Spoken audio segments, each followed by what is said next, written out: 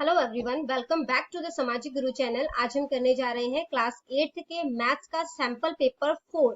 तो सबसे पहले जो है वो क्वेश्चन पेपर का आप लोग जो है वो स्क्रीनशॉट ले लेना और खुद सॉल्व करने की कोशिश करनी है आपने, ठीक है। और करने के बाद आपने आंसर्स को जो है वो टैली करना है यहाँ से, ठीक है। तो सबसे पहला क्वेश्चन जो है वो आपसे पूछा गया है कि two numbers are in ratio 3:2 and their sum is 25, ठीक है। तो दो नंबर आपको गिवन है, दो उसका रेशियो 3:2 है और उनका जो सम है वो 25 है। आपने नंबर जो है वो फाइंड आउट करना है। तो फर्स्ट नंबर हमारा 3x हो जाएगा, ठीक है। और सेकंड नंबर जो है वो 2x हो जाएगा क्योंकि ये 3:2 के फॉर्म में है।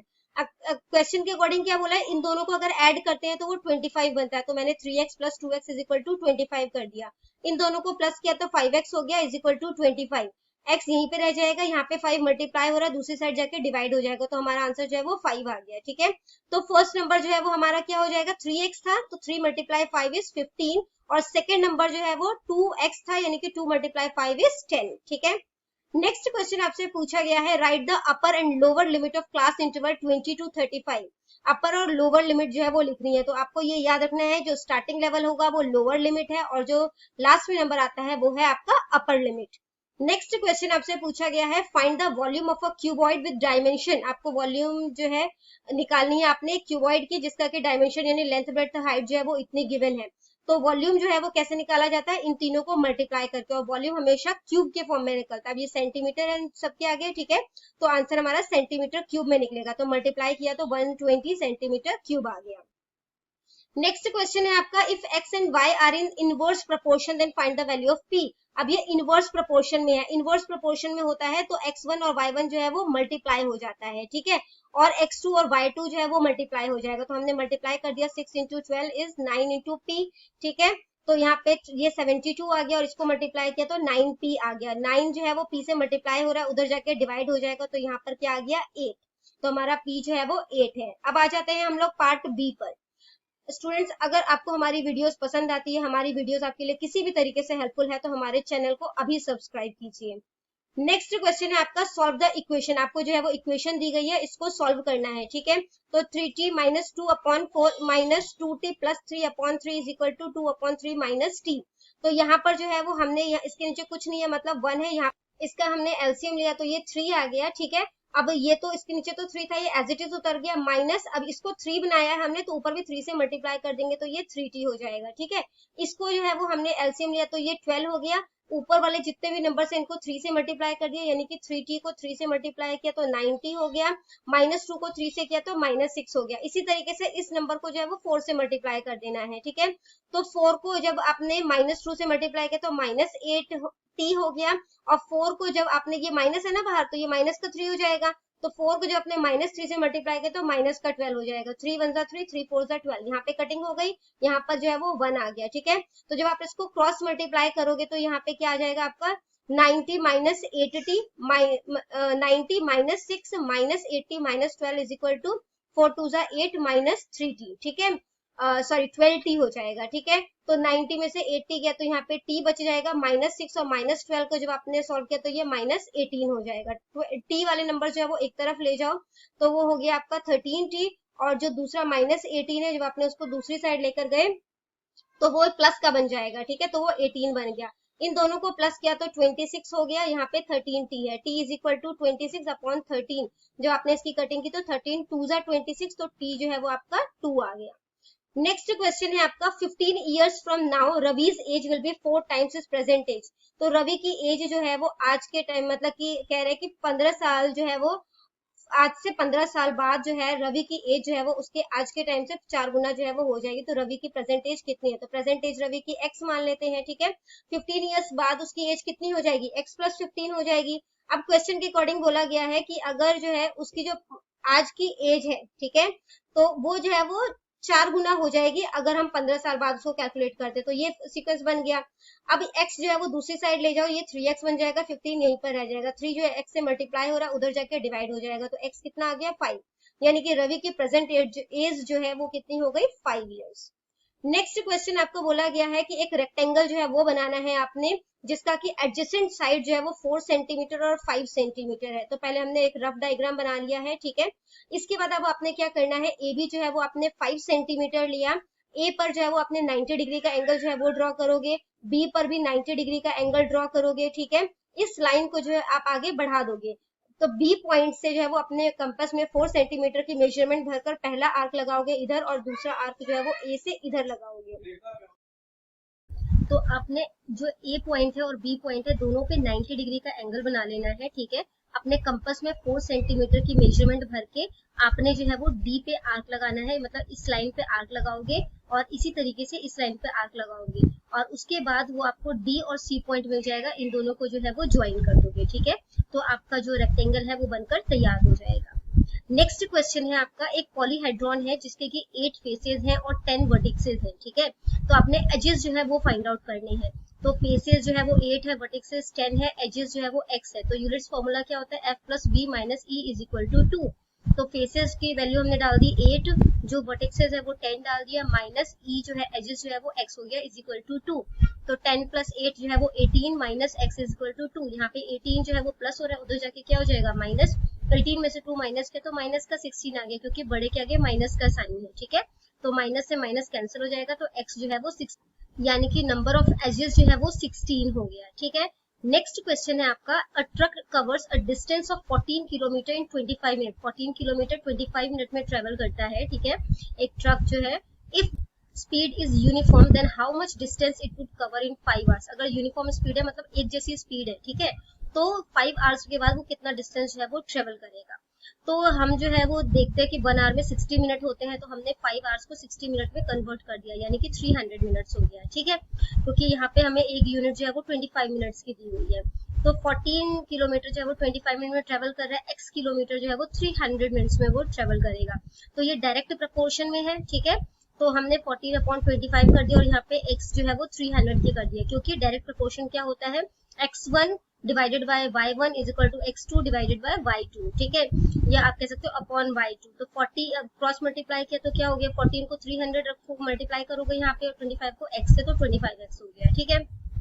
अब यहाँ पे मैंने मल्टीप्लाई नहीं किया क्योंकि कटिंग करना इजी हो जाता है, ठीक है। तो ये जो 25 वो मैं मल्टीप्लाई तो डिवाइड करना जो है वो आसान हो जाता है। जब हमने इसकी कटिंग की तो हमारा आंसर जो है वो 168 किलोमीटर जो है वो आ गया, ठीक है, यानी कि एक ट्रक जो है वो 168 किलोमीटर ट्रेवल करेगा 5 आवर्स में, ठीक है। तो नेक्स्ट जो है वो हमारा क्वेश्चन है कि 6 पाइप्स जो है वो एक टैंक को 1 आवर 20 मिनट्स में जो है वो फिल करते हैं। तो how long will it take if only 5 pipes of the same types are used. तो अगर जो है वो सिर्फ 5 पाइप्स को यूज किया जाए, तो 1 आवर 20 मिनट को मैंने जो है वो पहले मिनट में कन्वर्ट कर दिया, ठीक है। तो 1 आवर को 60 से मल्टीप्लाई कर दिया, ये मिनट में कन्वर्ट हो जाएगा, तो टोटल 80 मिनट्स हो गया। तो 6 पाइप से 80 जो है वो मिनट लगता है, 5 पाइप से कितना टाइम लगेगा, तो x हो गया, ये इनवर्स प्रोपोर्शन में हो गया, ठीक है। तो x1 को y1 से मल्टीप्लाई किया, x2 को y2 से मल्टीप्लाई कर दिया।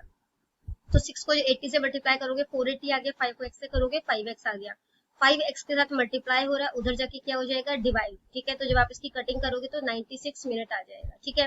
96 में से 60 जो है वो माइनस कर दो, क्योंकि वो 1 आवर हो जाता है, और तो जो बच गया वो आपका मिनट में आ गया, तो 1 आवर 36 मिनट आंसर हो गया, ठीक है। नेक्स्ट क्वेश्चन है आपका कि आप लोग को जो टेबल दिया गया है इसके अकॉर्डिंग आपने ग्राफ जो है वो बनाना है, ठीक है। तो ये जो है नंबर ऑफ एप्पल्स जो है ये हमने एक्स एक्सिस पर जो है वो शो किया है, ठीक है। आपने यहाँ पे मेंशन भी करना है नंबर ऑफ एप्पल, ठीक है, वो जो है हमारा एक्स एक्सिस पर है, और जो प्राइजेस है वो हमारा वाई एक्सिस पर है। तो 1 और जो है मतलब कि नंबर ऑफ एप्पल्स अगर 1 है तो वो कितने का है, 5 का है, तो 1 और 5 यहाँ पर हो गया, ठीक है। जो पहला वाला होता है ये हमारा एक्स, और दूसरा जो होता है वो y होता है, तो 2 से, और ये हो गया 10, ठीक है।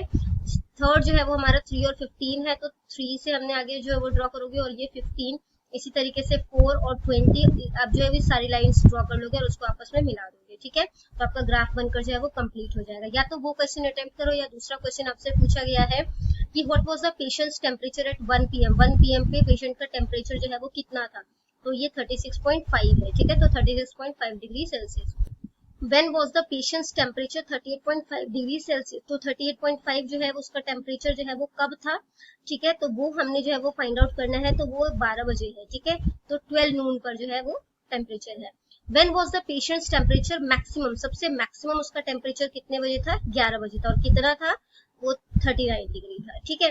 और नेक्स्ट क्वेश्चन है what was the temperature at 1:30 PM। 1:30 PM पे ठीक है, उसका टेम्परेचर जो है वो कितना था, तो वो 36.5 था, क्योंकि 1 और 2 के बीच में कोई भी चेंजेस जो है वो नहीं आए, इसलिए 36.5 डिग्री ही माना जाएगा। ठीक है, पार्ट सी पे आ जाते हैं। इसमें आपको जो है वो डेटा दिया गया है, आपको इसको फ्रीक्वेंसी टेबल बनाना है और उसके बाद जो है आपको हिस्टोग्राम बनाने को नहीं बोला गया इसमें। ठीक है, और उसके बाद जो है वो आपने क्या करना है, इसमें इस क्वेश्चंस के आंसर्स करने हैं। तो हमने वेजेस वगैरह जो है ये लिख लिए। ठीक है, क्योंकि उन्होंने हमें जो है वो जो आप कह सकते हो जो इंटरवल्स है वो हमें गिवन है। ठीक है, तो उसके अकॉर्डिंग जो है हमने डिवाइड कर लिया यहाँ पर। और टेलीमार्क, तो बच्चे टेलीमार्क आप इस तरीके से करोगे, जैसे 830 है तो 830 वाली लाइन जो है वो कौन सी है, उस पे मार्क करोगे। ठीक है, अब कुछ बच्चे कहाँ कंफ्यूज होते हैं कि ये भी 810 है, ये भी 810 है। इनकेस 810 नंबर आता है तो मैं यहाँ पर लगाऊं कि यहाँ पर लगाऊं, तो आपको ये याद रखना है, ये 800 से लेकर 809 तक यहाँ पर आएगा, 810 से लेकर 819 तक नेक्स्ट पे आएगा। ठीक है, तो इस तरीके से आपका टेलीमार्क जो है वो बनकर कंप्लीट हो जाएगा और उसको जो है वो आप काउंट। इसके बाद आपने नंबर ऑफ वर्कर्स का टोटल करना है। ठीक है, टोटल करने पर जो भी नंबर आएगा आपका, उसको इतने ये जो नंबर्स गिवन है ना आपको, उसको काउंट कर लेना। अगर वो दोनों, तो मतलब अपने सारे नंबर्स लिए, आपसे कोई भी नंबर छूटा नहीं है। अब आंसर्स कर लेते हैं क्वेश्चन के। Which group has the maximum number of worker, कौन से ग्रुप में जो है वो मैक्सिमम नंबर ऑफ वर्कर्स है, तो वो कौन से ग्रुप में है, 830 से 840 के ग्रुप में। ठीक है, how many workers earn rupees 850 and more, 850 या उससे ज्यादा कितने वर्कर्स जो है वो कमाते हैं, तो ये सारे आप ऐड कर लोगे। ठीक है, तो हमने ऐड कर लिया, तो 10 वर्कर्स हो गए। How many workers earn less than 850, 850 से कम कितना कमाते हैं, तो ये सारे जो नंबर्स है इनको आप ऐड कर लेना। ठीक है, तो टोटल जो है मेरा 20 बना। नेक्स्ट क्वेश्चन पे आ जाते हैं। ठीक है, इसमें आपने जो है वो पाई चार्ट बनाना है। तो आपको जो है वो लाइक क्वेश्चंस जो है वो गिवन है, इसके अकॉर्डिंग सबसे पहले हमने लैंग्वेज लिख दिया, नंबर ऑफ स्टूडेंट जो प्रेफर करते हैं वो लिख दिया, और उसके बाद सेंट्रल एंगल निकालना है। नंबर ऑफ स्टूडेंट को जो है वो टोटल आप काउंट कर लोगे। ठीक है, कि टोटल कितना बना, तो और उसके बाद जो है 40 स्टूडेंट जो है वो हिंदी लाइक करते हैं, कितने में से डिवाइड कर दिया 72, क्योंकि टोटल 72 स्टूडेंट्स है, मल्टीप्लाई 360। 360 क्यों लिया गया है, क्योंकि सर्कल जो है वो 360 डिग्री का होता है। ठीक है, और हमें पाई चार्ट बनाना है यहाँ पर।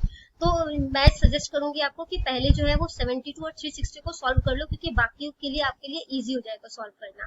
तो 72 5 360 होता है। ठीक है, तो मैं बार बार 72 और 360 को नहीं कटिंग करूंगी, उस आपको बताऊंगी नहीं, आपको जो है वो चीज याद रखना, 72 को 360 5 से कटिंग हो जाएगी। ठीक है, तो 40 को 5 से मल्टीप्लाई किया 200 हो गया, 12 को 5 से किया 60 हो गया 60 डिग्री, 9 को 5 से किया 45 डिग्री, 7 को 5 से किया 35 डिग्री, 4 को 5 से किया तो 20 डिग्री। अब आपने एक सर्कल जो है वो कंपास की हेल्प से ड्रॉ करना है। उसके बाद अब आप जो है 200 डिग्री बनाना आपके लिए थोड़ा सा मुश्किल हो सकता है, तो इसलिए मैं सजेस्ट करूंगी कि पहले जो मिनिमम है ना, आप उसको जो है वो ड्रॉ करके देख लेना। तो पहले यहाँ पे एक लाइन जो है वो ड्रॉ कर दी, इसमें मैंने इंग्लिश जो है वो 60 डिग्री, कंपास जो है वो सॉरी आप डी जो है वो यहाँ पर रखोगे। ठीक है, और डी से जो है वो इसको मेजर करोगे 60 डिग्री का। ठीक है, 60 डिग्री बनाकर वहां पर इंग्लिश लिख दिया। इसी तरीके से अब इस लाइन के ऊपर जो है वो रखकर हमने 45 डिग्री की जो है वो एंगल बनाना है, और वो जो है तो वहां पे हमने मराठी लिख दिया। ठीक है, इसके बाद 35 डिग्री का एंगल बना के इस लाइन पर जो है रख के 35 डिग्री का एंगल बनाओ तो तमिल हो गया।